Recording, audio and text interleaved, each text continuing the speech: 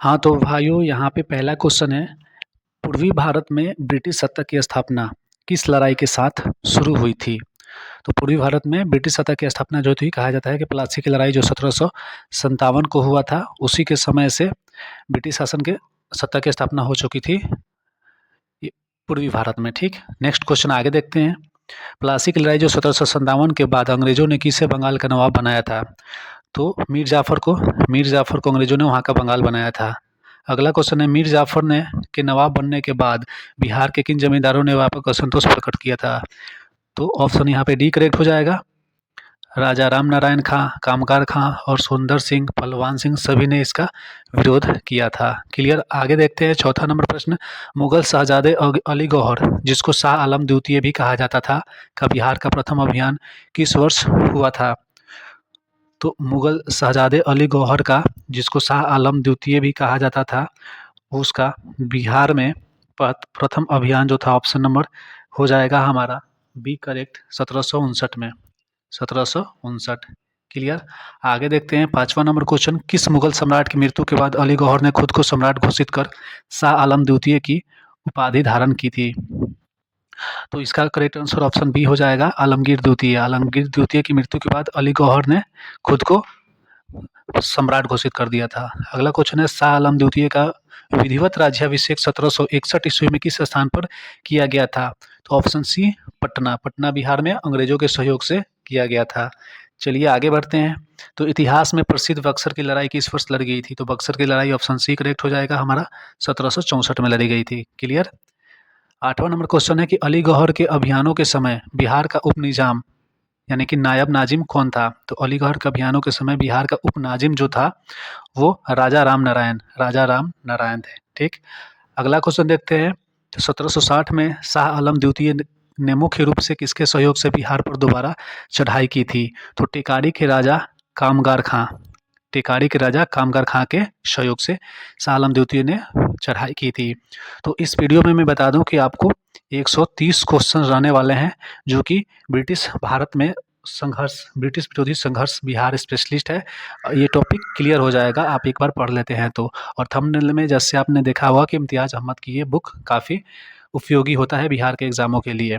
तो आप वीडियो को अंत तक बने रहिए, क्योंकि ये ब्रिटिश विरोधी संघर्ष है और साथ ही भारत के स्वतंत्रता संघर्ष में बिहार का क्या योगदान रहा है, उससे अगले एक वीडियो आएगा, उसमें ये दोनों चैप्टर कंप्लीट हो जाएंगे, ताकि आप बिहार स्पेशल से कोई भी क्वेश्चन ना छोड़ पाएँ। तो चलिए पेशेंस बना के 10वां नंबर क्वेश्चन देखिए। किस अंग्रेज अधिकारी ने शाह आलम द्वितीय को बंदी बना लिया था?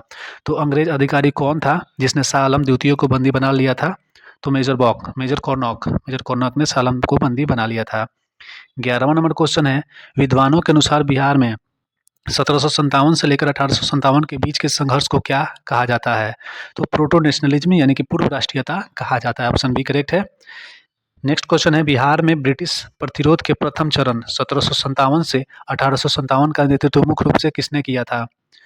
तो ऑप्शन यहाँ पे हमारा सी करेक्ट हो जाएगा, मध्यम वर्ग के बुद्धिजीवियों ने किया था। चलिए आगे बढ़ते हैं। तो अली गौहर के अभियानों को विफल करने के लिए अंग्रेजों की सहायता किसने की थी?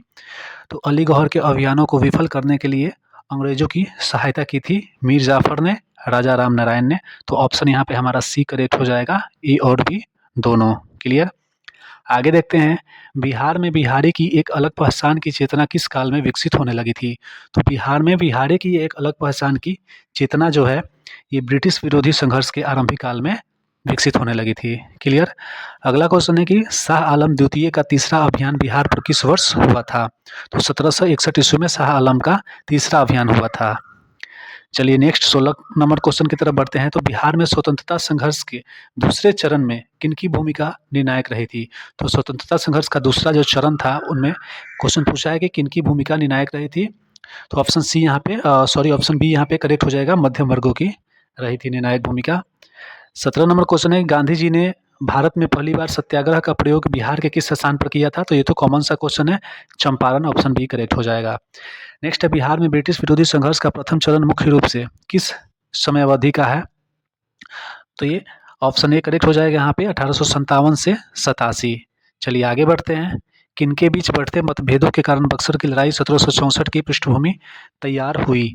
तो मीर कासिम और अंग्रेज। ऑप्शन बी यहाँ पे करेक्ट हो जाएगा। चलिए आगे है पहलवान सिंह और सुंदर सिंह। नाम याद रखिए, पहलवान सिंह और सुंदर सिंह ने किस क्षेत्र में अंग्रेजों के खिलाफ विरोध प्रदर्शन किया था? तो बिहार के भोजपुर और टिकारी में। ठीक, तो ये याद रखिए। तो मैं एक बार फिर बता दूं कि इम्तियाज़ अहमद की जो बुक होती है उसी से मैंने इसको एमसीक्यू टाइप में क्वेश्चंस को लिए हैं, ताकि आपको एग्ज़ाम के समय ये जो इम्पोर्टेंट क्वेश्चन हो उसको याद रखे दी।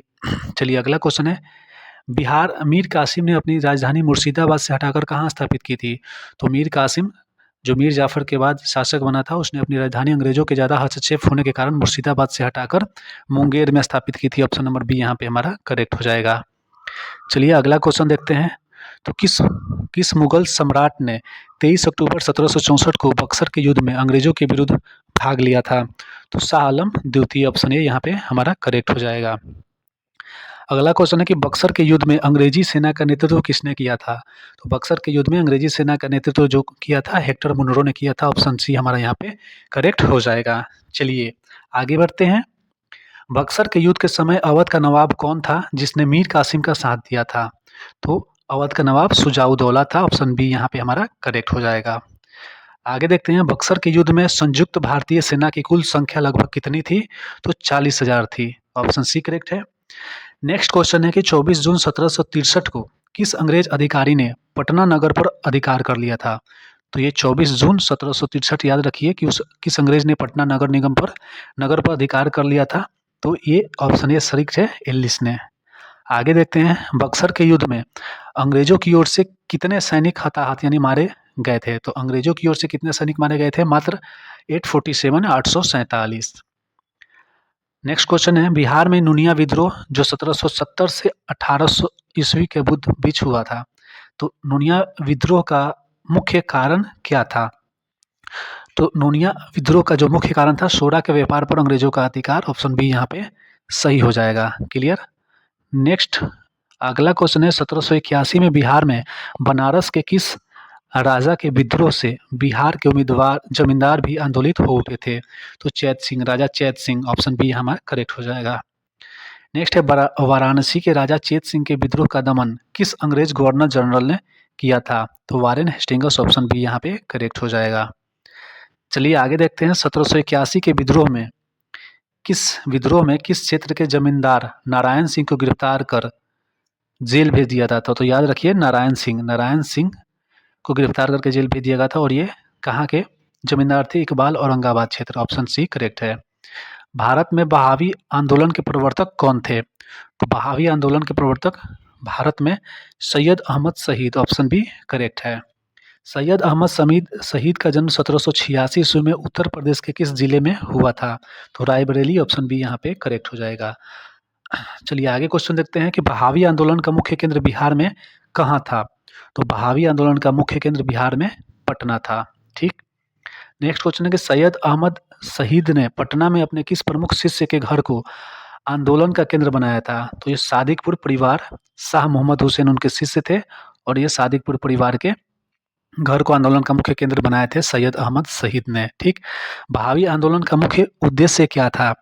तो बहावी आंदोलन का मुख्य उद्देश्य अंग्रेजों को भारत से बाहर निकालना और मुस्लिम समाज में सुधार करना। तो ऑप्शन ए और बी दोनों यहाँ पे करेक्ट हो जाएगा। चलिए आगे देखते हैं। अगला क्वेश्चन है कि 1831 में सैयद अहमद शहीद किस स्थान पर सिखों के विरुद्ध लड़ते हुए मारे गए? तो बालाकोट में ये मारे गए। ऑप्शन बी करेक्ट है। सैयद अहमद शहीद की मृत्यु के बाद बहावी आंदोलन का नेतृत्व पटना के किन दो भाइयों ने किया था? तो पटना में विलायत अली और इनायत अली इन दोनों ने किया था। ऑप्शन नंबर बी करेक्ट हो जाएगा। बहावी आंदोलनकारियों ने उत्तर पश्चिमी सीमांत पर किस स्वतंत्र राज्य का गठन किया था? तो बहावी आंदोलनकारियों ने उत्तर पश्चिमी सीमा प्रांत पर सिताना नामक स्वतंत्र राज्य का गठन किया था।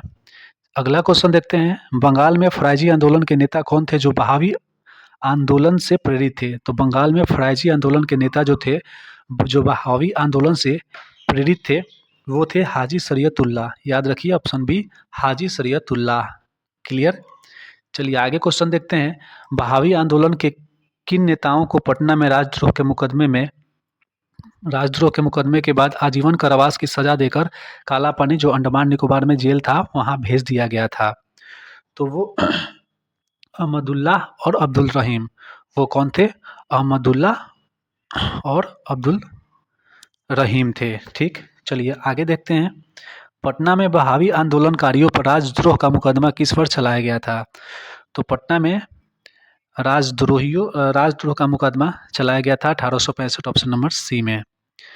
बहावी आंदोलन के नेता बहावी आंदोलन के नेता ने ब्रिटिश संस्थाओं के बहिष्कार का पहला उदाहरण प्रस्तुत किया, जिसे बाद में राष्ट्रवादी आंदोलन में अपनाया गया। तो वो कौन थे? तो इसका करेक्ट आंसर हो जाएगा सैयद अहमद शहीद, ऑप्शन ए यहाँ पे हमारा करेक्ट है। 1857 के विद्रोह के पूर्व यानी 1845 से 46 के काल के समय बिहार में अंग्रेजों के खिलाफ सैनिकों को विद्रोह के लिए उकसाने का षड्यंत्र कहाँ रचा गया था? तो ये रचा गया था पटना में, ऑप्शन सी करेक्ट हो जाएगा। बहावी आंदोलन के अनुयायी अपने आप को क्या कहते थे?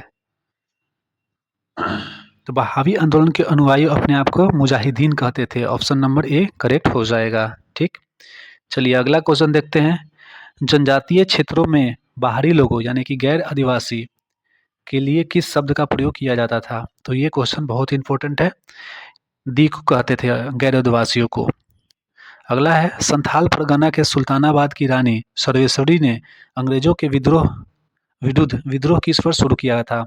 तो संथाल परगना के सुल्तानाबाद की रानी सर्वेश्वरी, याद रखिए, अंग्रेजों के विरुद्ध इन्होंने 1781 से 82 की ईस्वी विद्रोह किया था। नेक्स्ट क्वेश्चन है कि चेरो विद्रोह जो 1800 से 1802 का मुख्य कारण क्या था? तो चेरो विद्रोह का मुख्य कारण था सत्ता संघर्ष की समस्या और अंग्रेजों का हस्तक्षेप, ऑप्शन बी यहाँ पे हमारा करेक्ट हो जाएगा। चेरो विद्रोह का नेतृत्व मुख्य रूप से किसने किया था? तो चेरो विद्रोह का नेतृत्व भूषण सिंह ने किया था, ऑप्शन बी करेक्ट हो जाएगा।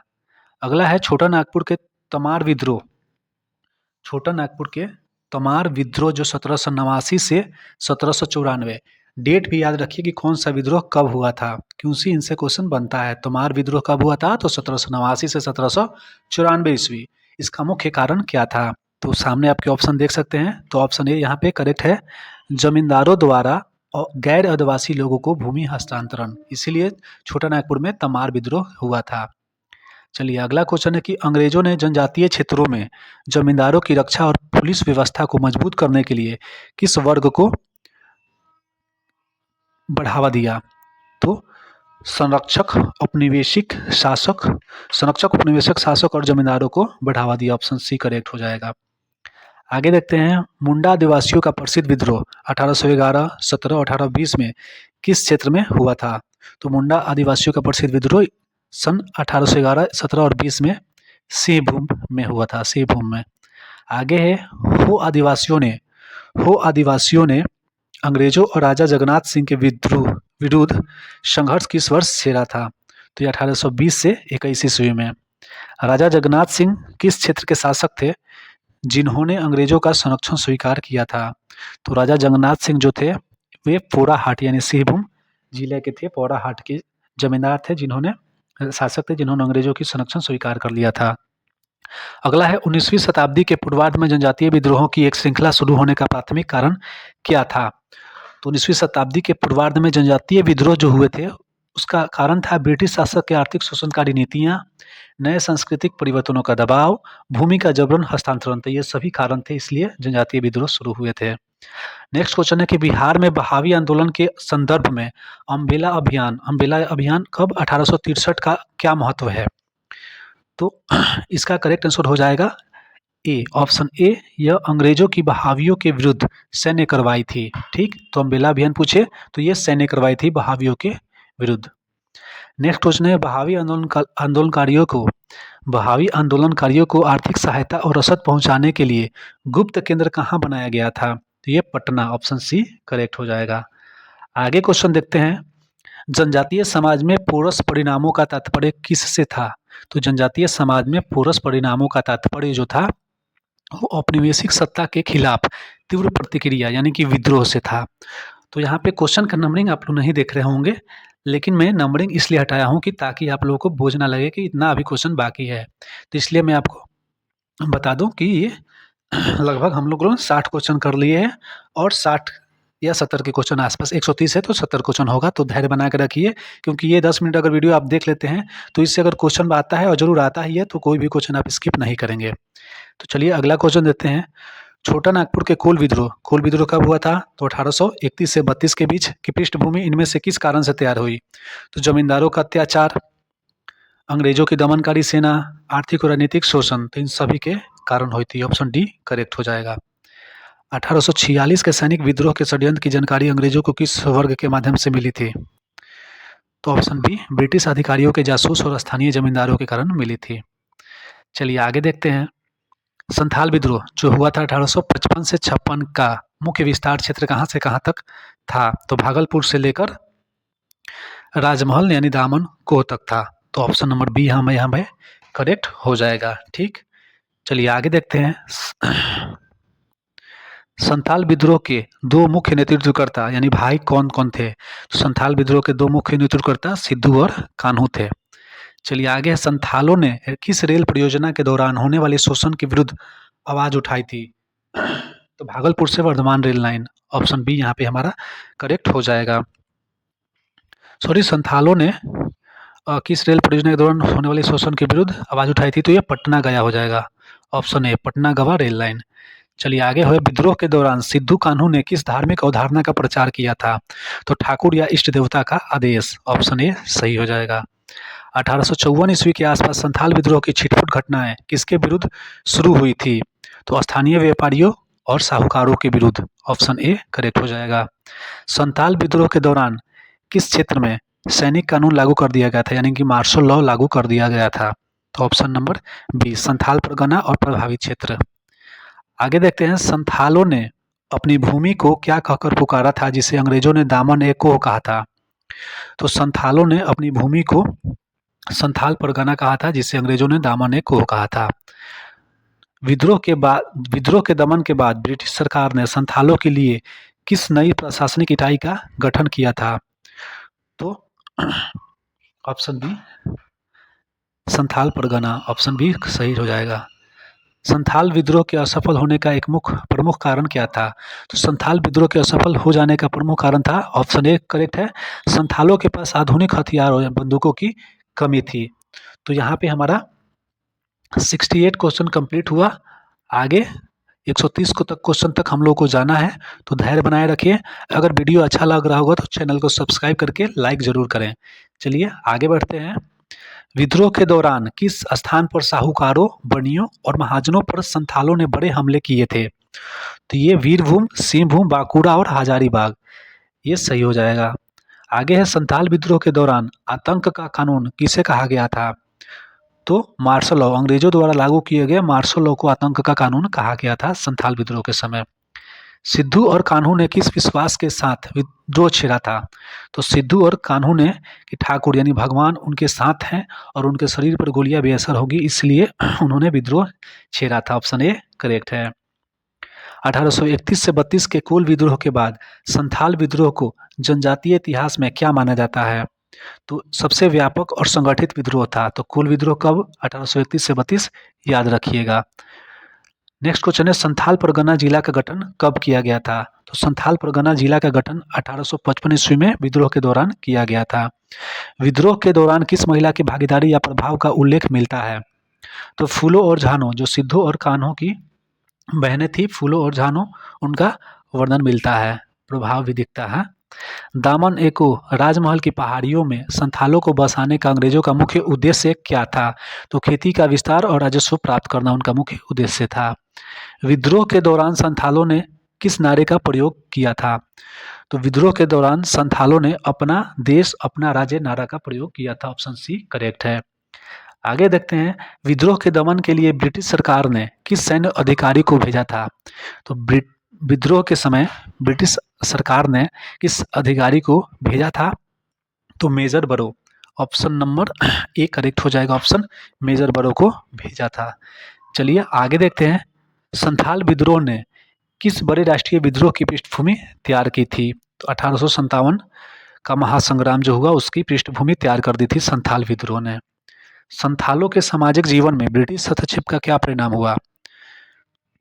तो तीव्र आर्थिक और सांस्कृतिक असंतोष। तीव्र आर्थिक और सांस्कृतिक असंतोष उत्पन्न हुआ।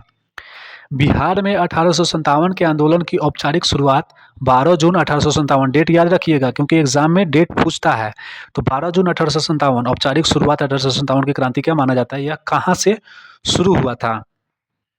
तो देवघर जिले के रोहिणी गांव से। ऑप्शन बी यहाँ पे हमारा करेक्ट हो जाएगा, देवघर जिले के रोहिणी गांव पे। चलिए आगे देखते हैं क्वेश्चन। रोहिणी विद्रोह में किन दो अंग्रेज अधिकारियों की हत्या कर दी गई थी? तो विलियम टेलर और एलिस। विलियम टेलर और एलिस ऑप्शन ए करेक्ट हो जाए, इनकी हत्या कर दी गई थी। 3 जुलाई 1857 को पटना सिटी में अंग्रेजों के विरुद्ध संघर्ष का नेतृत्व किसने किया था? तो पटना में पीर अली, जो कि एक पुस्तक विक्रेता थे, इन्होंने ही विद्रोह किया था पटना में। पटना के किस कमिश्नर ने पीर अली के विद्रोह का दमन किया और उन्हें फांसी की सजा दी थी? तो ये William Taylor, option B correct हो जाएगा। नेक्स्ट है कि 19 जून 1857 को कमिश्नर टेलर ने पटना के किन 3 प्रतिष्ठित मुस्लिम नेताओं को धोखे से बंदी बना लिया था?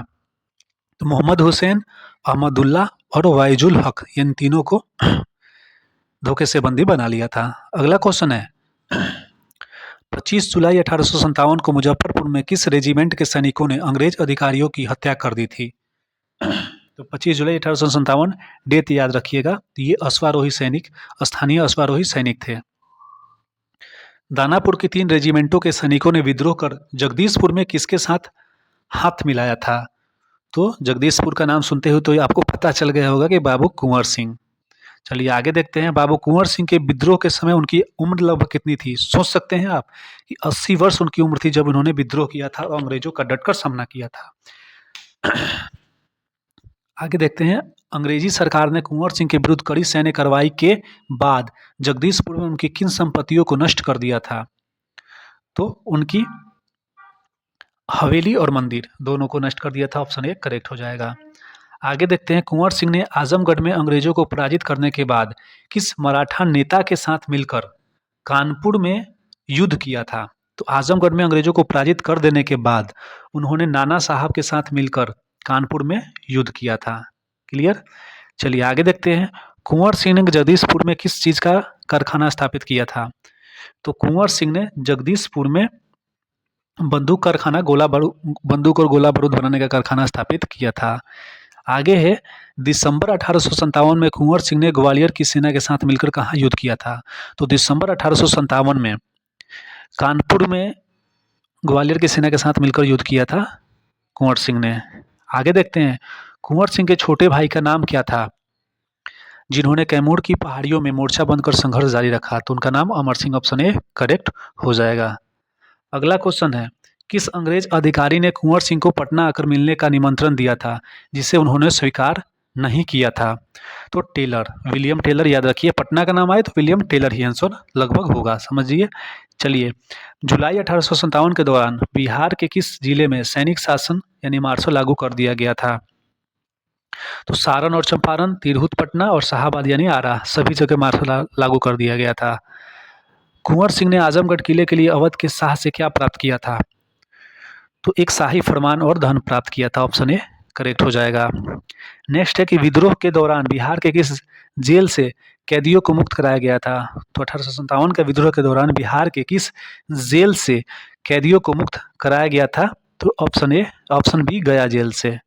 चलिए आगे है। विलियम टेलर ने अपनी पुस्तक आवर क्राइसिस, तो ये मोस्ट इंपोर्टेंट क्वेश्चन है कि विलियम टेलर ने अपनी पुस्तक आवर क्राइसिस में किस क्रांतिकारी के अदम्य उत्साह और धैर्य की प्रशंसा की है? तो ऑप्शन बी पीर अली ने। पीर अली ने ही 1857 की क्रांति के समय पटना का नेतृत्व किया था। कुंवर सिंह ने आरा नगर पर अधिकार कर वहां कौन सी व्यवस्था स्थापित करने का प्रयास किया था? तो कुंवर सिंह ने आरा पर अधिकार कर वहां नागरिक अनुशासन और सुरक्षा, यूरोपीय की हत्या न करने का प्रयास किया था। ऑप्शन बी करेक्ट हो जाएगा। आगे देखते हैं। दिसंबर 1857 के बाद कुंवर सिंह को आजमगढ़ से खदेड़ने के लिए किस अंग्रेज गवर्नर जनरल ने कड़ा आदेश दिया था? तो लॉर्ड कैनिंग ने आदेश दिया था। बिरसा मुंडा और ताना भगत आंदोलन महत्वपूर्ण एमसीक्यू। तो ये देखिए यहाँ पे बिरसा आंदोलन और ताना भगत आंदोलन से कुछ इंपॉर्टेंट एमसीक्यू हैं जो लास्ट कुछ 20 क्वेश्चन होंगे। तो यहाँ पे हमने 101 क्वेश्चन कर लिया है। मात्र अब 29 क्वेश्चन होंगे, तब हमारा 130 क्वेश्चन का टारगेट कंप्लीट होगा। उसके बाद आपका बिहार ब्रिटिश संघर्ष जो भी है ये क्लियर हो जाएगा टॉपिक। तो चलिए नेक्स्ट क्वेश्चन देखते हैं। तो बाबू कुंवर सिंह की मृत्यु किस तिथि को हुई थी? तो कुंवर सिंह की मृत्यु 26 अप्रैल 1858 को हो गई थी। कुंवर सिंह की मृत्यु के बाद शाहबाद क्षेत्र में अंग्रेजों के विरुद्ध संघर्ष का नेतृत्व किसने किया था? उनके भाई अमर सिंह ने किया था। ऑप्शन बी करेक्ट हो जाएगा। चलिए आगे देखते हैं। महारानी विक्टोरिया ने किस वर्ष क्षमादान की घोषणा की, जिसके बाद विद्रोहियों ने हथियार डाले थे? तो नवंबर 1858 ईस्वी को। 1857 के महासंग्राम के बाद भारत का शासन कंपनी से हटाकर किसके प्रत्यक्ष नियंत्रण में आ गया? तो ब्रिटिश क्राउन यानी इंग्लैंड की सरकार के हाथ में आ गया था। बिरसा मुंडा आंदोलन, जिसको उलगुलान आंदोलन भी कहते हैं, का मुख्य अवधि क्या है? तो ये 1895 से 1901, ठीक, बिरसा आंदोलन का अवधि है। बिरसा मुंडा का जन्म कहाँ हुआ था? तो बिरसा मुंडा का जो जन्म हुआ था रांची के तमार थाना के चलकंद गांव में हुआ था। ऑप्शन ए यहाँ पे हमारा करेक्ट हो जाएगा। बिरसा मुंडा ने आदिवासियों को किस नए धर्म या मत का उपदेश दिया था? तो एक एकवस्वरवाद का, यानी सिंह बोंगा की आराधना। बिरसा मुंडा को पहली बार कब गिरफ्तार किया गया था? तो बिरसा मुंडा को 24 अगस्त 1895, डेट याद रखना बहुत जरूरी है। तो बिरसा मुंडा को 1 अगस्त 1895 को गिरफ्तार किया गया था। चलिए आगे देखते हैं। बिरसा मुंडा को किस उपलक्ष्य में जेल के समय पूर्व मुक्त कर दिया गया था? बिरसा मुंडा को किस उपलक्ष्य में जेल से समय पूर्व ही मुक्त कर दिया गया था? तो महारानी विक्टोरिया की एक हीरक जयंती, जो कि 1858 के अवसर पर मुक्त कर दिया गया था। ऑप्शन बी करेक्ट हो जाएगा। बिरसा मुंडा के अनुयायी उन्हें किस नाम से पुकारते थे? तो धरती आबा यानी धरती के पिता कहते थे। बिरसा मुंडा की मृत्यु जेल में किस बीमारी के कारण हुई थी? हैजा, इसको इंग्लिश में कॉलरा बोलते हैं, इसके कारण उनकी मृत्यु हो गई थी। और बिरसा मुंडा की मृत्यु कब हुई थी? तो 30 मई 1900 ईस्वी को बिरसा मुंडा की मृत्यु हो गई थी। आगे है, किस आंदोलन को उलगुलान यानी महान हलचल के नाम से जाना जाता है? तो ये बिरसा आंदोलन को ही जाना जाता है, बिरसा मुंडा आंदोलन को। बिरसा मुंडा ने अंग्रेजों और बाहरी लोगों, जिसको दिकू बोलते हैं, के विरुद्ध सशस्त्र संघर्ष की योजना कहाँ तैयार की थी? तो उन्होंने ये खूंटी, तमार और रांची क्षेत्रों में की थी। आगे है, ताना भगत आंदोलन की शुरुआत कब हुई थी? तो 1913 से 14, डेट याद रखिए, 1913 से 14 में ताना भगत आंदोलन की शुरुआत हुई थी। और वहीं पे आपसे पूछे कोल विद्रोह की शुरुआत कब हुई थी? तो कोल विद्रोह 1913 से 1914 के बीच हुई थी। वहीं से आपसे पूछे संथाल विद्रोह की शुरुआत कब हुई थी? तो संथाल के याद रखिए 1855 से 56 के बीच हुआ था संथाल विद्रोह। और बिरसा वाला तो 1895 से 1900 के बीच याद रखिए, 1895 से 1900 के बीच बिरसा का आंदोलन, बिरसा मुंडा आंदोलन हुआ था। क्लियर। चलिए आगे देखते हैं। ताना भगत आंदोलन का नेतृत्व किसने किया था? तो ताना भगत आंदोलन का नेतृत्व जो किया था जतरा भगत ने किया था। तो यहाँ पे हमारा करेक्ट आंसर हो जाएगा ऑप्शन नंबर बी, जतरा भगत ने किया था। ताना भगत आंदोलन का स्वरूप कैसा था? तो ताना भगत आंदोलन का स्वरूप विशुद्ध रूप से धार्मिक और सांस्कृतिक सुधार से शुरू होकर राजनीतिक जागरण तक। तो ऑप्शन बी यहाँ पे हमारा करेक्ट हो जाएगा। ताना भगत आंदोलन किन आदिवासियों के बीच सबसे अधिक प्रभावी था? तो देखिए यहाँ पे इसका तीनों करेक्ट हो जाएगा, उरांव, मुंडा और संथाल, इसका तीनों सही हो जाएगा, उरांव, मुंडा और संथाल तीनों। अगला है, बिरसा मुंडा आंदोलन का राजनीतिक उद्देश्य क्या था? तो बिरसा मुंडा आंदोलन का राजनीतिक उद्देश्य था स्वतंत्र मुंडा राज्य की स्थापना, विदेशी शासन का अंत, यानी कि ऑप्शन सी करेक्ट हो जाएगा, ए और बी दोनों। आगे है, आदिवासियों में खेरवार आंदोलन किसके नेतृत्व में शुरू किया गया था? तो ये पगिया माझी, ऑप्शन बी सही हो जाएगा। ताना भगत आंदोलन की मुख्य 3 मांगे क्या थी? तो ताना भगत आंदोलन की मुख्य 3 मांगे थी, स्वशासन का अधिकार, लगा न देने का आह्वान, मनुष्य में समानता। तो ऑप्शन डी सही हो जाएगा। अगला क्वेश्चन है कि दिसंबर 1919 तक ताना भगत आंदोलन के बृहद प्रयास के बाद इनमें से कौन से अन्य नेता इस आंदोलन से जुड़ गए थे? तो शिबू और माया देविया, ऑप्शन बी सी सही हो जाएगा, ए और बी दोनों।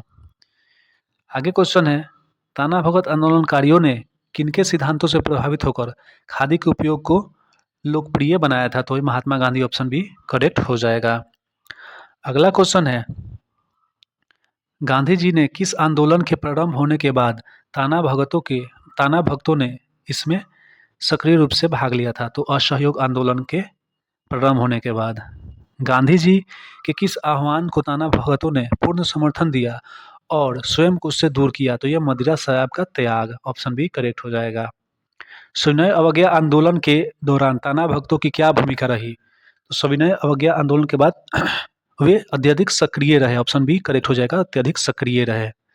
बिहार की जनजातियों का राष्ट्रीय आंदोलनों की मुख्य धारा में आत्मसात यानी मर्ज होने का सबसे निर्णायक उदाहरण कौन सा है? तो ये ताना भगत आंदोलन ही है। ताना भगत आंदोलन का मूलतः किसके विरुद्ध था? ताना भगत आंदोलन मूलतः किसके विरुद्ध था? तो दीकियो यानी बाहरी लोगों और जमींदारों के विरुद्ध, साथ ही ब्रिटिश प्रशासन के विरुद्ध। तो ऑप्शन नंबर सी जिसका करेक्ट आंसर हो जाएगा। ठीक, आगे क्वेश्चन है, जब सविनय अवज्ञा आंदोलन की गति धीमी पड़ी तब ताना भगतों ने किसे प्राथमिकता दी? खेती-बाड़ी को, स्थानीय मुद्दों को, अंग्रेज सेना में भर्ती या नेपाल जाने को? तो स्थानीय मुद्दों को उन्होंने महत्व दिया। ऑप्शन बी करेक्ट हो जाएगा। ताना भगत आंदोलन को आदिवासियों के किन गुणों का ज्वलंत उदाहरण माना जाता है? तो अनुशासन और आत्मसंयम, संघर्ष शक्ति, राष्ट्रीयता के प्रति समर्पण। तो उपयुक्त सभी। तो इसका आंसर हो जाएगा उपयुक्त सभी। तो यहाँ पे हमने कंप्लीट किया टोटल 130 क्वेश्चन, जो कि आपके बिहार एडीओ एग्ज़ाम के लिए काफ़ी इम्पोर्टेंट रहने वाला है। साथ ही बिहार दरोगा मेंस के लिए भी काफ़ी इम्पोर्टेंट रहने वाला है, अगर बिहार स्पेशल से क्वेश्चन आता है तो एक बार अगर वीडियो देख लिए हों तो एक बार रिपीट करके फिर दोबारा देख लें, ताकि क्वेश्चन अगर ऑप्शन में दिखे तो आप गलत ना कर पाएँ।